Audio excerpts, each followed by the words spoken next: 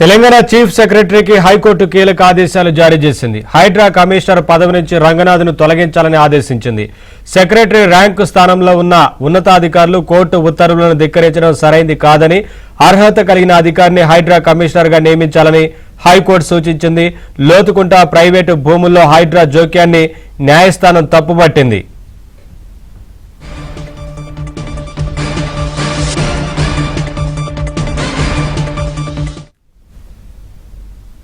అటు తెలంగాణ హైకోర్టుకు హైడ్రా కమిషనర్ రంగనాథ్ క్షమాపణలు చెప్పారు. లోతుకుంట భూముల వ్యవహారంలో విచారణకు హాజరైన రంగనాథ్ తనకు న్యాయ వ్యవస్థలపై నమ్మకం ఉందని అన్నారు.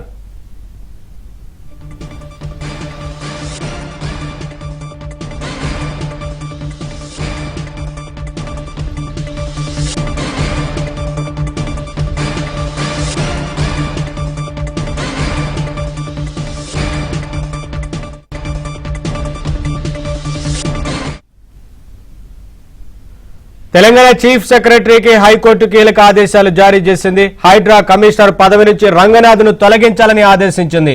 సెక్రటరీ ర్యాంకు స్థానంలో ఉన్న ఉన్నతాధికారులను ఇటు కోర్టు ఉత్తర్వులను ధిక్కరించడం సరైంది కాదని, అర్హత కలిగిన అధికారిని హైడ్రా కమిషనర్గా నియమించాలని హైకోర్టు సూచించింది. లోతుకుంట ప్రైవేటు భూముల్లో హైడ్రా జోక్యాన్ని న్యాయస్థానం తప్పుపట్టింది.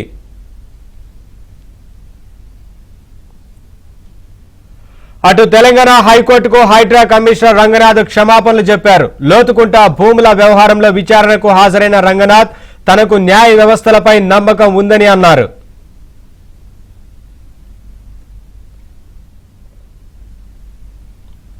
అప్డేట్స్ మా తెలంగాణ బ్యూరో చీఫ్ నవీన్ అందిస్తారు. నవీన్, పలు కీలక వ్యాఖ్యలు చేసినట్టు తెలుస్తా ఉంది కదా హైకోర్టు, అలాగే సిఎస్ కు కూడా పలు సూచనలు చేసినట్టు తెలుస్తోంది. ఏంటి అప్డేట్స్? సో ఇటీవల కాలంలో తెలంగాణ హైకోర్టు ముఖ్యంగా ప్రభుత్వ కార్యకలాపాలు కానీ లేదంటే ప్రభుత్వ అధికారుల మీద కానీ సో ఈ స్థాయిలో తీవ్రమైనటువంటి కామెంట్స్ చేసి తీవ్రమైనటువంటి నిర్ణయం తీసుకున్నటువంటి సందర్భాలు అయితే లేదు.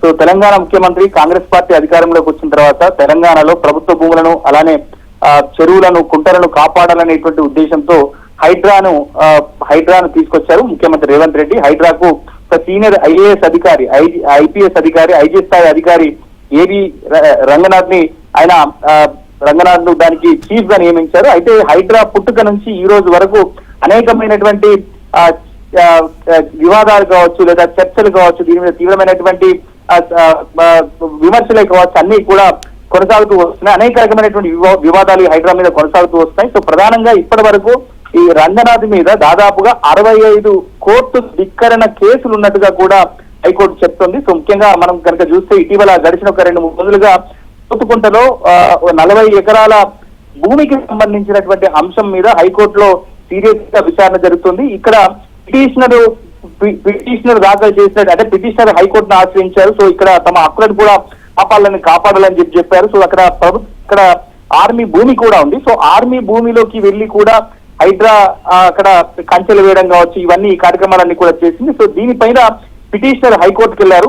సో హైకోర్టు కూడా తీవ్రంగా తప్పుపట్టింది. సో హైకోర్టు పదే చెప్పినప్పటికీ కూడా ఈ భూముల జోలికి ఎందుకు వెళ్తున్నారని చెప్పేసి రంగనాథ్ ను తీవ్రంగా ప్రశ్నించింది. దీని మీద ఒక అఫిడవిట్ తక్షణమే సమర్పించాలని చెప్పేసి కూడా ఆదేశించింది. అయితే అఫిడవిట్ లో సో కోర్టు కోరినలో అఫిడవిట్ ని దాఖలు చేయకపోవడం పట్ల కోర్టు చాలా తీవ్రంగా ఆగ్రహం వ్యక్తం చేసింది. సో ఇవాళ రంగనాథ్ కూడా హైకోర్టుకు క్షమాపణలు చెప్పారు. సో మరోవైపు ఇప్పటికే 65కు పైగా కోర్టు ధిక్కరణ వ్యవహారాలకు పాల్పడినటువంటి రంగనాథ్ ను ఇక ఏ క్షణం కూడా ఆ పదవిలో ఉంచొద్దు, ఆ పోస్ట్ లో ఉంచొద్దు, ఆయన తక్షణమే తొలగించాలని చెప్పని తెలంగాణ చీఫ్ సెక్రటరీ సంజయ్ జాజుకు హైకోర్టు ఆదేశించింది. మరోవైపు ఒక ఐఏఎస్ అంటే సెక్రటరీ స్థాయి అధికారిని ఆ పోస్ట్ లో నియమించాలని చెప్పింది. సో మొత్తం ఇది ఒక తెలంగాణలో ఒక సంచలనం రేపినటువంటి అంశంగా మనం చూడొచ్చు.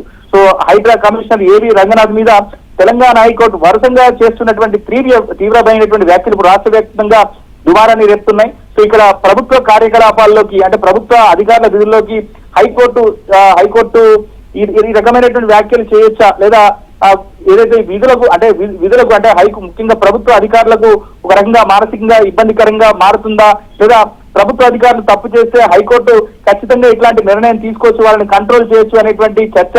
సో మొత్తం మీద అయితే ఈ హైకోర్టు ముఖ్యంగా ఒక ప్రభుత్వ అధికారిని ఒక హైడ్రా చీఫ్ గా ఉన్నటువంటి రంగనాథ్ ను తక్షణమే ఆ పదవి నుంచి తొలగించాలని చెప్పేసి చేసినటువంటి కామెంట్స్ అనేటువంటివి ఒక రకంగా చర్చనీయాంశంగా మారింది. సో ఆయన హైకోర్టుకు క్షమాపణ చెప్పినప్పటికీ కూడా సో హైకోర్టు ఈ విషయంలో ఎట్లా ముందుకు సాగుతుంది, లేదా చీఫ్ సెక్రటరీ మళ్ళీ ఆ హైకోర్టుకి ఏమన్నా ఆయన వినవించుకుంటారా, ఈ వ్యవహారంలో ప్రభుత్వ నిర్ణయం ఎట్లా ఉంటుంది అనేటువంటిది ఒక ఆసక్తిగా మారింది. Thank you Naveen, thanks for the updates.